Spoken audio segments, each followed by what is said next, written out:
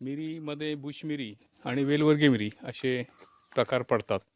आणि या ठिकाणी मालवण तालुक्यातील आमळसमध्ये धोंडी अनंत नाईक हे शेतकरी आहेत.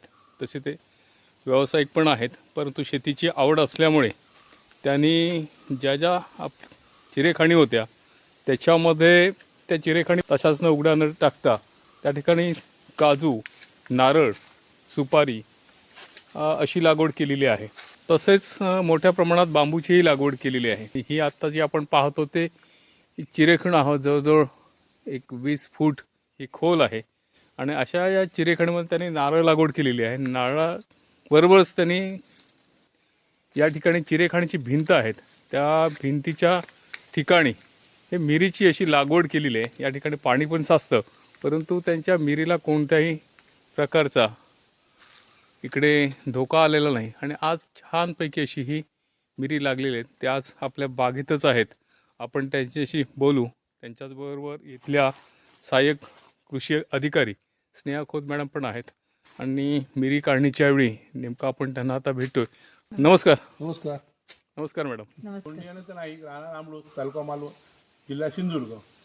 मी एक चिरेखान व्यावसायिक आहे, पण मला शेतीची आमच्या वडिलोपार्जित शेतीची आम्हाला आवड आहे. मला कृषी सहाय्यक धनंजय गावडे हे मला भेटले. त्यांनी प्रत्यक्षात मला सगळं मार्गदर्शन केलं आणि ते म्हणाले माड लावूया आणि ह्याच्यावर बुश मिरी आणि वेल मिरी हे जे कात्रब आहे फुकट जाऊ नये आणि त्या कात्रबा फुकट न गेल्यामुळे त्यांच्यावर उत्पन्न येईल आणि मला मार्गदर्शन करून हे संपूर्ण काय करण्यासाठी मला प्रवृत्त केलं. तुम्ही आता सांगितलं की तत्कालीन जे इथले कृषी सहाय्यक होते त्यांच्यामार्फत तुम्ही ही लागवड केली, पण चिरेखाणीमध्ये लागवड करण्याचा जेव्हा तुम्ही निर्णय घेतला, हे मिरी हे बागायती पीक आहे, हे जेव्हा तुम्ही दगडावर लावण्याचा निर्णय घेतला तेव्हा तुम्हाला शंका आली नाही का की हे म्हणजे यशस्वी होईल की नाही, किंवा ह्याच्यामध्ये तुम्हाला हे खर्च करण्यासाठी पण भरपूर खर्च झालेला आहे, मग आर्थिक नुकसान होईल अशी तुमच्या मनात शंका आली नाही का?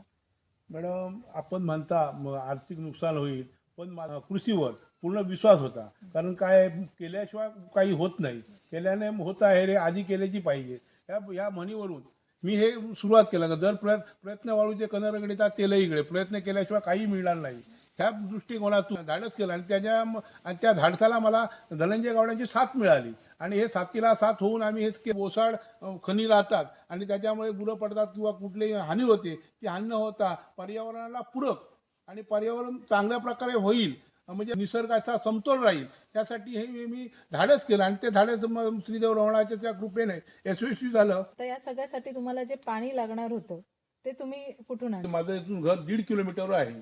तिथे विहीर मारली आणि त्या विहिरीचं पाणी मी इथपर्यंत आणले, कारण पाण्याशिवाय कुठली गोष्ट होत नाही. आणि ते पाणी इथे आणून मी ठिबक सिंचन केलेलं आहे. ठिबक सिंचन करून हे पाणी सोडलेलं आहे, कारण पाण्याचा वेस्टेज होऊ नये किंवा पाणी कुठे वाया जाऊ नये आणि कमी पाण्यात कुठली गोष्ट व्हावी यासाठी मी ते प्रयोजन केलेलं आहे. तुम्ही इथे पाहू शकता जी दगडामध्ये लावलेली जी मिरी आहे त्याच्यावरती अशा प्रकारे छान घोस मिरीचे तयार झालेले आहेत.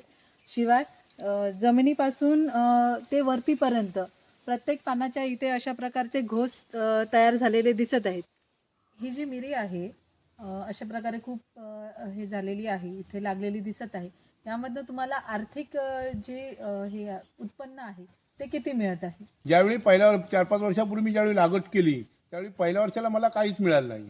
दुसऱ्या वर्षाला 1-2 किलो 5 किलो अशी मिरी वाढत आणि आता आज जवळजवळ 5वे वर्ष आहे. या वर्षामध्ये जवळजवळ ही आता जी मिरी आहे, ओली मिरी आहे, ही जवळजवळ 40 ते 50 किलो मिळेल आणि त्यापासून मला भरपूर उत्पन्न म्हणजे पैसेही मिळतील. आज मार्केटमध्ये 400 ते 500 रुपये दर आहे आणि त्यामुळे हे जर 40-50 किलो गेलं तर 30 ते 35,000 रुपये मला कसेच मिळतील. इथे आल्यानंतर मला मानसिक समाधान कुठल्याही बाजारात पैशाने विकत मिळत नाही, ते मानसिक समाधान इथे मला मिळतं. तरुणाला एक नम्र विनंती आहे, हे कोकण आहे, हे खरोखर स्वर्ग आहे आणि या कोकणात काय होत नाही जर केल्याशिवाय कुठलीही गोष्ट होत नाही.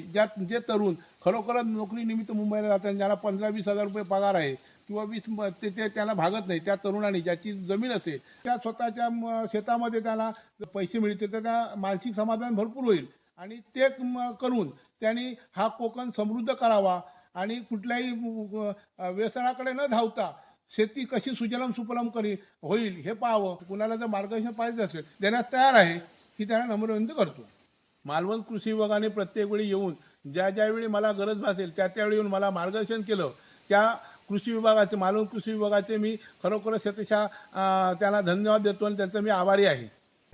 अशा ह्या चिरेखणी असतात आणि ही चिरेखण्याची आपल्याला भिंत दिसत आहे आणि ह्या भिंतीवर मिरवेल चढवलेली आहे.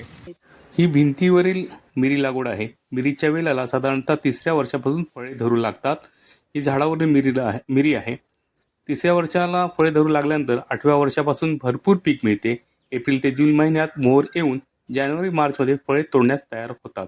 मिरीच्या घोसातील 1 ते 2 दाणे पिवळे किंवा तांबडे लाल होताच मिरीचे सर्व घोस काढावेत व दुसऱ्या दिवशी या घोसातील मिरीचे दाणे वेगळे करून बांबूच्या करंडीत किंवा मलमलच्या कापडात भरून उकळत्या पाण्यात 1 मिनिट बुडवावेत. उकळत्या पाण्यामध्ये बुडून घेतलेली मिरी उन्हामध्ये 3 ते 4 दिवस चांगली वाळवावी. वाळवल्यानंतर मिरीच्या दाण्यांना सुरकुत्या पडतात आणि गडद काळा रंग येतो. पूर्ण वाढ झालेल्या एका वेलापासून सरासरी 5 किलो हिरव्या मिरचीचे उत्पादन मिळते व त्यापासून सुमारे 1.5 किलो वाळलेली काळी मिरी मिळते. नमस्कार, आम्ही शेतकरी समृद्ध कोकण या यूट्यूब चॅनलमध्ये आपल्या सगळ्यांचं मनपूर्वक स्वागत आहे. यामध्ये आपण जो व्हिडिओ बघणार आहोत तो सुपारीबद्दलचा आहे. 4थं वर्ष आहे आणि ही सुपारी लागलेली आहे. अशा जंगल उताराच्या जमिनीमध्ये ही यशस्वी लागवड करून आज सुपारीचं उत्पादन त्यांनी 3ऱ्या वर्षी फुटली होती. हे 4थं वर्ष आहे ना. तुम्हाला दिसतंय की घडाने ही लागलेली आहे.